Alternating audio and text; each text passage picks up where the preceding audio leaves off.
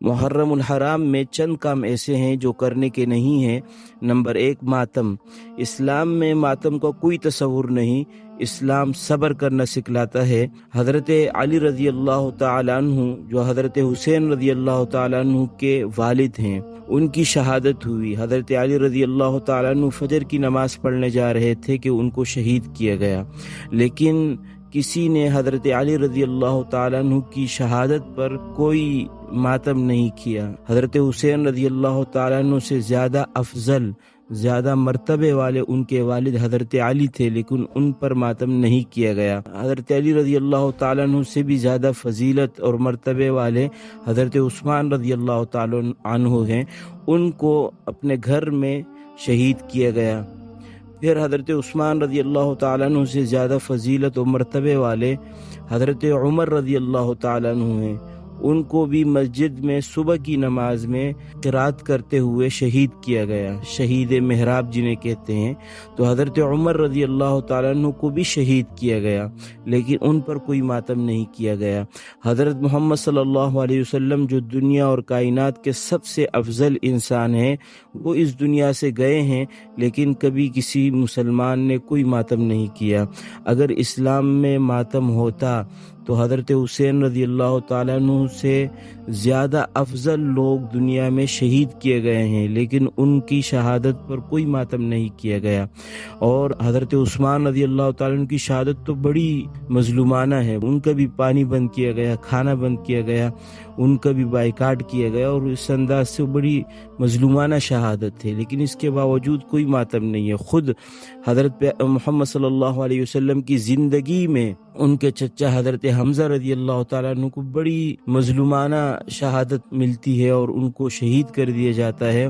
حتیٰ کہ حضرت حمزہ رضی اللہ تعالیٰ عنہ کی آنکھیں نکالی جاتی ہیں، مسلح کیا جاتا ہے اور بری طرح سے ان کو شہید کیا جاتا ہے، لیکن اس کے باوجود حضرت محمد صلی اللہ علیہ وسلم نے حضرت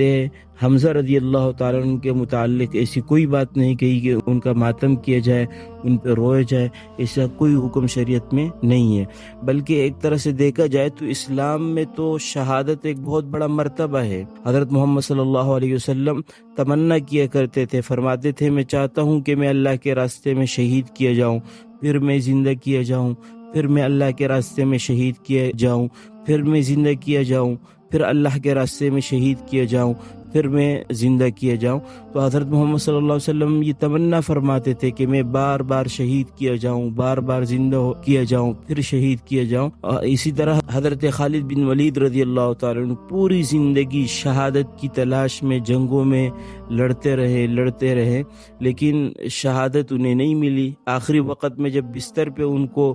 موت آ رہی تھی تو یہ فرما رہے تھے کہ پوری زندگی شہادت کی تلاش میں رہا، لیکن آج ایک اونٹ کی طرح اپنے بستر پہ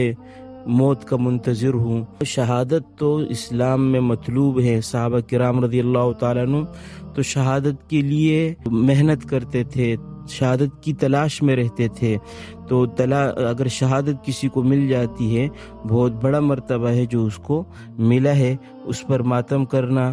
نوحہ کرنا، مار پیٹ کرنا یہ غلط ہے، اس کا اسلام میں کوئی تصور نہیں۔ حضور پاک صلی اللہ علیہ وسلم نے فرمایا من ضرب الخدود وشق الجیوب فلیس منا، او کما قال علیہ السلام، کہ جو شخص اپنے رخساروں کو، اپنے گالوں کو مارے، پیٹے، اپنے آپ کو مارے، اور وشق الجیوب اپنے گریبانوں کو پاڑے، فلیس منا، وہ ہم میں سے نہیں ہے۔ اس لیے کہ یہ کام مسلمانوں والا کام نہیں ہے، مسلمانوں کی شان نہیں ہے یہ کہ وہ غم میں ایسے جو ہے حد سے باہر ہو جائے کہ خود کو مارے، خود کو پیٹے اور اپنا گریبان پاڑے، یہ مسلمانوں کی شان نہیں ہے۔ دوسری بات محرم کے حوالے سے یہ یاد رکھنی چاہیے کہ اللہ تعالیٰ کے نام کے علاوہ کسی بھی انسان کے نام کی نظر و نیاز اسلام میں جائز نہیں ہے، حرام ہے۔ اگر کوئی چیز اللہ کے نام کے علاوہ کسی کے نام پر بھی نظر و نیاز کی جائے تو وہ حرام ہو جاتی ہے، چاہے پیغمبر کے نام پر بھی نظر و نیاز دیا جائے پھر بھی حرام ہے، چاہے کسی بڑے صحابی کے نام پہ دیا جائے تب بھی حرام ہے۔ لہذا جو لوگ محرم میں حضرت حسین رضی اللہ تعالیٰ عنہ کے نام پہ نظر و نیاز دیتے ہیں، حلیم پکاتے ہیں، شربتیں بانٹتے ہیں، تو یہ حرام ہے، اس کا خود ایسا کرنا بھی حرام ہے، اور دوسروں کے لیے ان حلیم کا جو کہ نظر و نیاز کا حلیم ہے یا شربتیں ہیں، سبیلیں ہیں، ان سے شربتیں پینے بھی حرام ہے، حلیم کھانا بھی حرام ہے، اس لیے کہ یہ نظر و نیاز کی نیت سے ہے تو یہ حرام ہے۔ البتہ اگر کوئی مسلمان یہ کہیں کہ میں ایصال ثواب کے لیے ایسا کرتا ہوں، تو محرم کے اندر، محرم ہی کے مہینے کو اور پھر 10ویں محرم کو یا 9 محرم کو ایصال ثواب کے لیے خاص کرنا، یہ خود بدعت ہے۔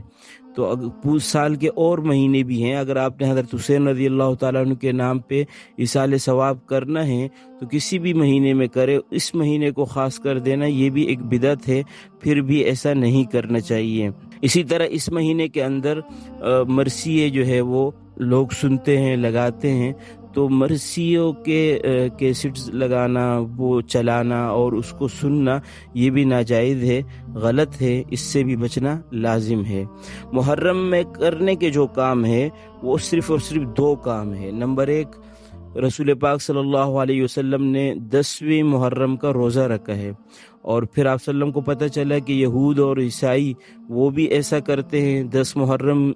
کا روزہ رکھتے ہیں، تو آپ صلی اللہ علیہ وسلم نے فرمایا کہ اگر اگلے سال میں زندہ رہا تو 10 کے ساتھ 9 محرم ایک روزہ اور بھی ملاؤں گا۔ پھر اگلے سال آپ صلی اللہ علیہ وسلم دنیا میں نہ رہے، لیکن بہرحال اس سے یہ پتہ چلتا ہے کہ 9 اور 10 محرم کا روزہ رکھنا چاہیے یا 10 اور 11 کا روزہ رکھنا چاہیے۔ تو ایک کام جو ہے محرم میں کرنے کا جو کام ہے وہ ہے روزہ رکھنا۔ دوسرا کام جو محرم میں ثابت ہے وہ اس حدیث شریف میں آتا ہے، یہ حدیث اگرچہ ضعیف ہے لیکن یہ حدیث مختلف طریقوں سے روایت کی گئی ہے، اور مختلف طریقوں سے جب ایک روایت آ جاتی ہے تو اس میں قوت پیدا ہو جاتی ہے، اس حدیث پہ